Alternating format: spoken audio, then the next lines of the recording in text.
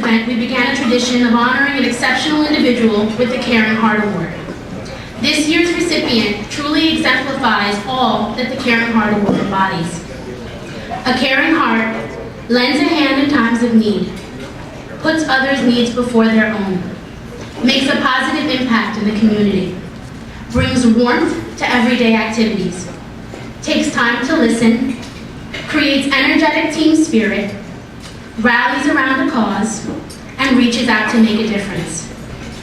Dr. Michael Grudadoria has turned a personal journey into a professional passion. With constant drive, aggressive research, and intense dedication, his goal is to create awareness, to inform, and to change the way we look at and treat children on the spectrum. He makes big moves, has big goals, and who knows what the future will hold.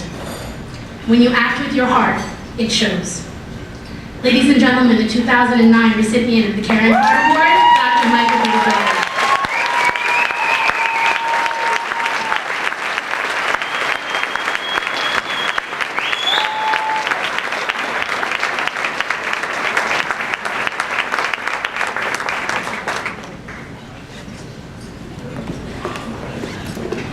Thank you very, very much.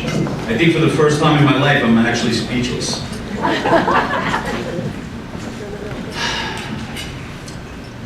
We come here tonight and we have, just a beautiful opportunity to get together and to celebrate helping people, helping children. And it's difficult for people who don't understand, because unless you've been affected by this, personally, or somebody who has a child with autism, it's just another disease, another cause. But if you haven't known a family with a child with autism, unfortunately you soon will, because the numbers are exploding. There are 80% of all the people that have ever been diagnosed with autism right now are under age 18.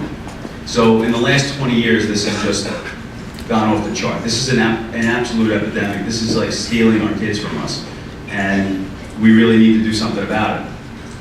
We're making a difference, and that's what we're trying to do. We're trying to, go against the grain. We're realizing that this is, a treatable disorder. There are, you can't treat autism per se, because autism is really just a label.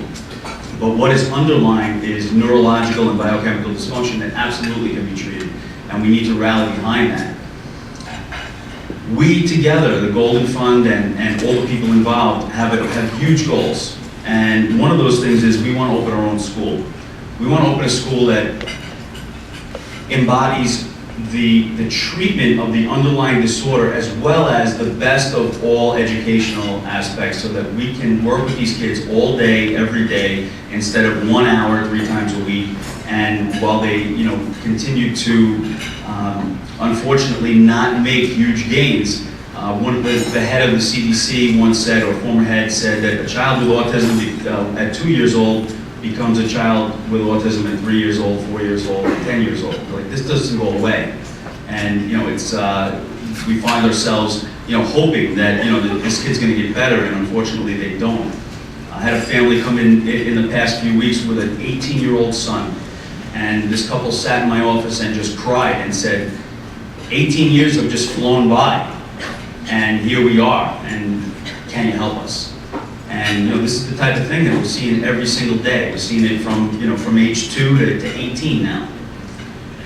So we need a school. We need to break the paradigm. We want to get autism reclassified. Right now, autism is classified as a psychiatric illness. I don't know. To me, you can't have a psychiatric illness at 2 years old. So this is absolutely not a psychiatric illness. And as long as it stays classified that way, we're always going to have the misconceptions about the fact that it's not treatable, because doctors are really just not being educated as to what it truly is.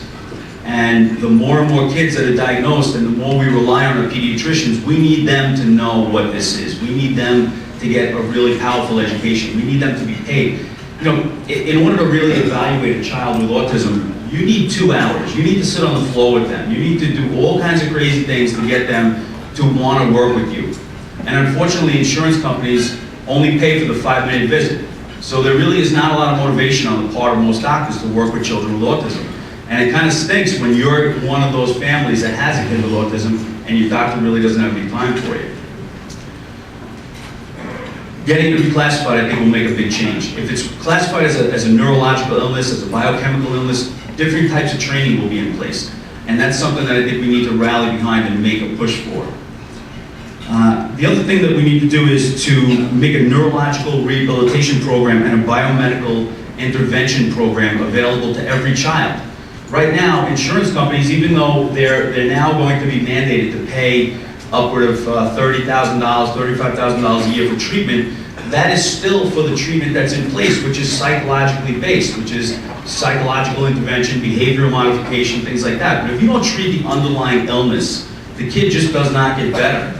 And we need to make some changes with that.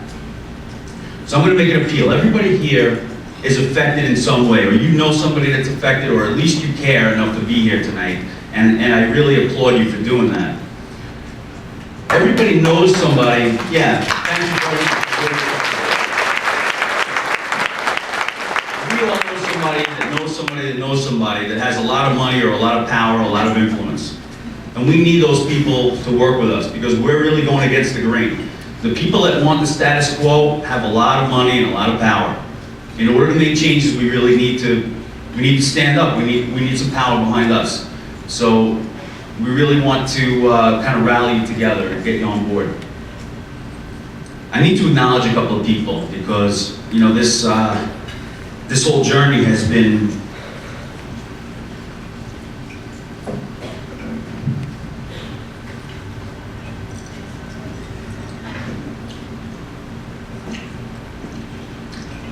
very personal for me. But I really need to thank some people. The first person I need to thank is somebody named Dr. Ted Carrick, without whom I would know nothing about functional neurology. This guy is just a brilliant, brilliant, brilliant doctor who created this whole new field and thinks outside the box, that neurology is not about doing an MRI of the brain and seeing no tumor. It's about looking at function and trying to fix what's not working well. I also have to acknowledge a friend of mine who is a really amazing and brilliant guy. His name is Dr. Victor Pedro, and he's the guy who actually helped my daughter.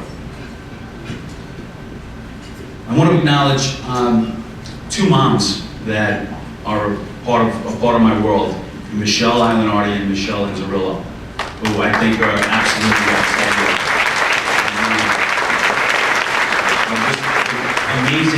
Amazing people on a day in and day out basis, and they are willing to do whatever it takes to help their kids and to help everybody else's kids.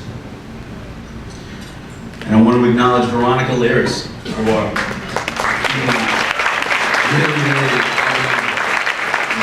on a day in and day out basis. And I'd like to thank Joelle for starting this whole fund and for making it possible to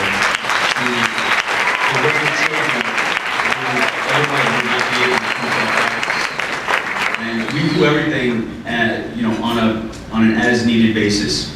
Right now I don't have a salary. We do everything on basically on a not-for-profit basis. And whenever we get funds in, we buy more equipment. We expand the staff. We do everything we can to try to make a difference. And I think that the passion that we roll into this is really going to take hold, and we're going to develop some momentum, and we're going to meet the right people, and we're going to absolutely make this happen. And finally, I'd like to thank my wife for allowing me to be at my office until 9 o'clock Monday through Friday. That's the crazy kind of time limit that I need to be. I mean, it's literally, I'm there. I mean, people are like, you're still here. I mean, almost like I was there from the night before. It's, children right now, they're there till 9 o'clock at night because they're in school all day. And in order to get therapies and treatment, they need to come in the afternoons. And because everybody is coming in the afternoon, they're all there from 3 to 8, 8:30. And my team is amazing, and all the girls over there, and they're all here.